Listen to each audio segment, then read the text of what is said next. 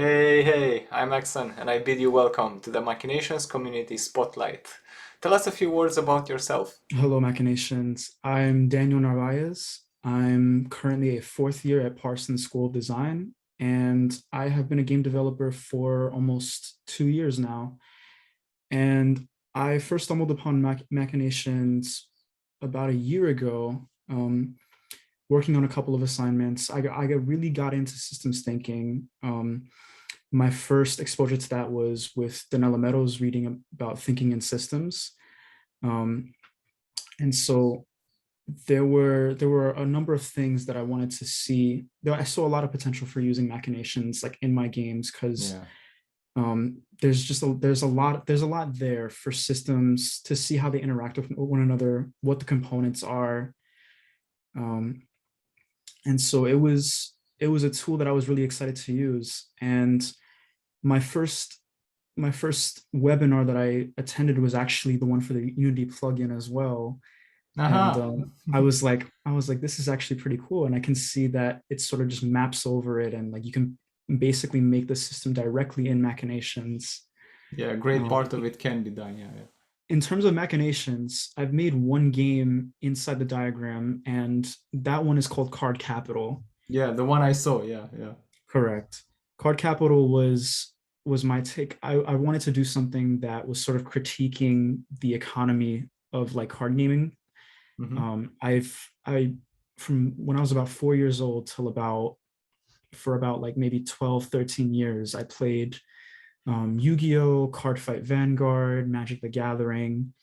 Yeah, magic. And it was Yu-Gi-Oh in particular that I noticed that the game was taking a direction that I wasn't really fond of. And maybe that might have just been like my bias to like what I was seeing on like the anime cartoons and like, the kind of game that I wanted to see. This is basically my diagram for my best attempt um, at replicating the card gaming economy. Um, so I guess I can start us at the very beginning. I had two choices for how to basically model this system. It was either map out the system around the map the card prices based on the card's function, which is basically what happens in the real world, where a card has a very good ability, everybody sees that that ability is good, and the price goes up. Or design the system, design the pricing based on the card's rarity, which is a much more rare situation, no pun intended, in the real world, where just because a card is very holographic or very shiny Mm. or much harder to pull in a pack does not necessarily mean that it's viable or that it's a good card in in combat. Um, so I start out with the player beginning with $60 in their inventory. Basically, they have $60, Mm. and over here they have their deck. So you get one pack, and now that pack is in your inventory, and then you can open up that pack. And so the way that Yu-Gi-Oh packs used to be set up is that you would get 9 cards in a pack. One of them was guaranteed to be a rare card. 7 of them were guaranteed to be a common card. And then the ninth card could either be another common or one of the additional rares. Yeah. Um, about about 15 minutes ago, I actually did notice a glitch, and I'm hoping that it does not happen here. But A glitch um, in a demo. It never happens like that. absolutely, it has been a while since I've opened this up. But over here, this little eating food, I consider it to be a part of the system as well, because when you're playing tournaments, they tend to go on for very long, and so most of your money tends to go into eating food as well. That's a good. You went a bit macro there with the economy as Right. well. Because I couldn't replicate like the rarity of function. I thought, what are some other aspects of this system that we don't really tend to think about that are actually part of it?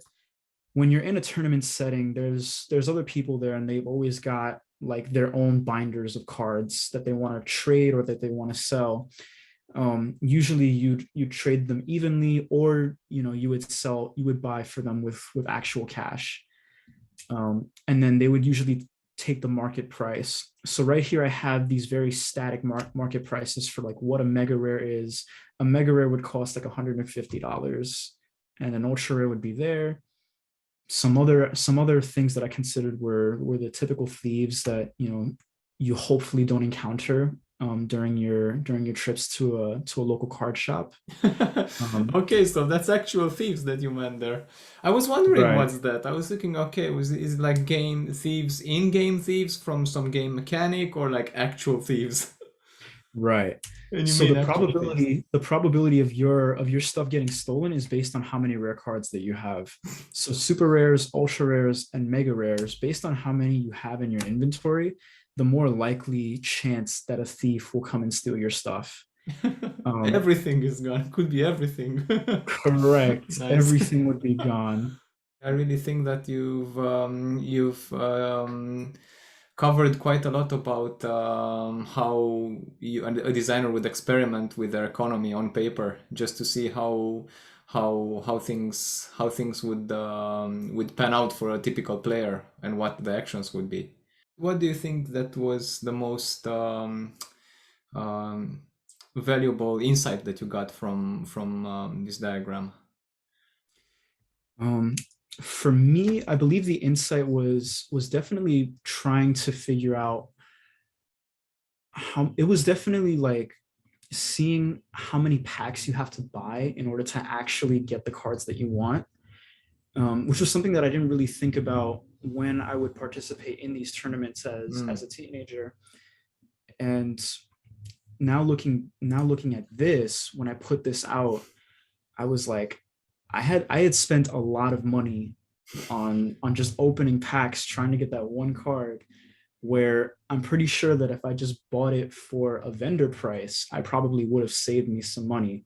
Can you identify one area in the diagram where it really you felt like it's quite challenging to cover it, to design it, and eventually it flows nicely?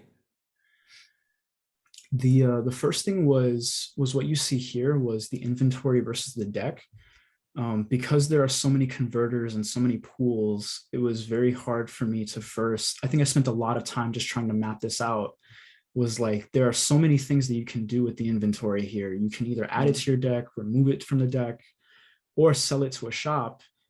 And my first big challenge was, okay, how is this going to look visually? Because there's so many inflows and outflows that it needs to still be readable to Yeah. whoever's looking at this diagram. Um, and so that was my first challenge here. And the second challenge was figuring out a way to get the tournament function to work in a way that is still faithful to real world situations, Mhm. but still makes sense, right? Because there are so many things to throw into consideration here, which is like, who gets the first turn, or is it best 2 out of 3, best 3 out of 5? Is it a single match? What kind of decks are the players playing?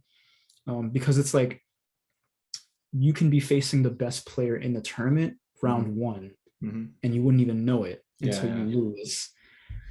yeah. Which couldn't be But mapped here. exactly.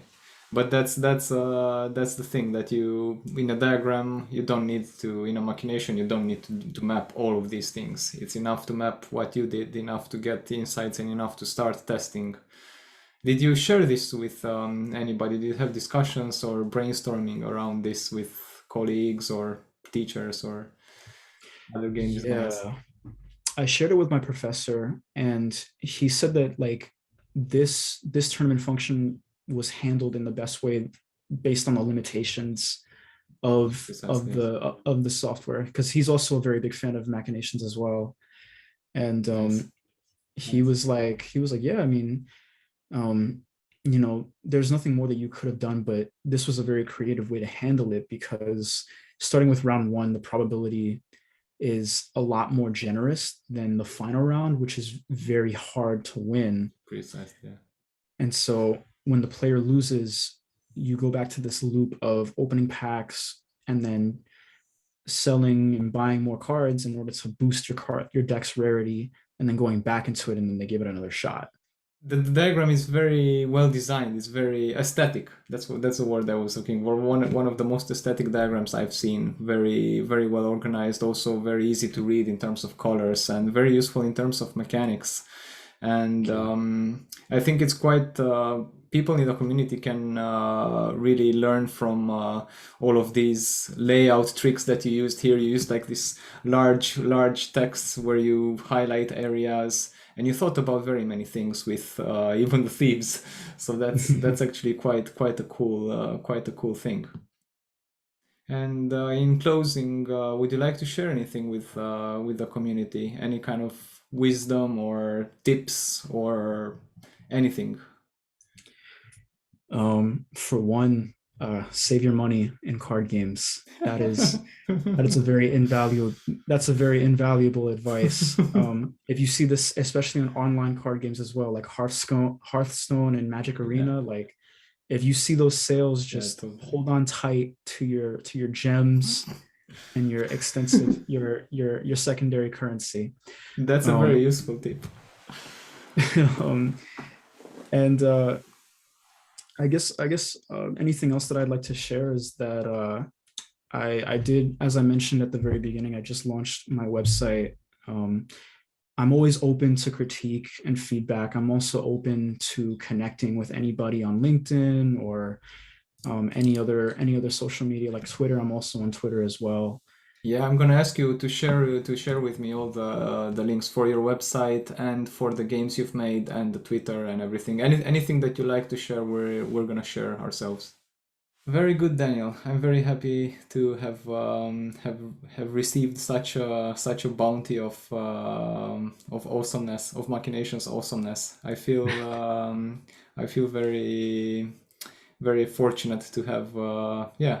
I'm very happy to have seen such a passionate guy that works with our tool, and you have done quite a lot, and your diagrams could look quite well designed, well arranged. So we're very happy to have you in our community, and to have you as a person that actually used our tool and transferred some of your skill into an actual game with your designs. That's very empowering.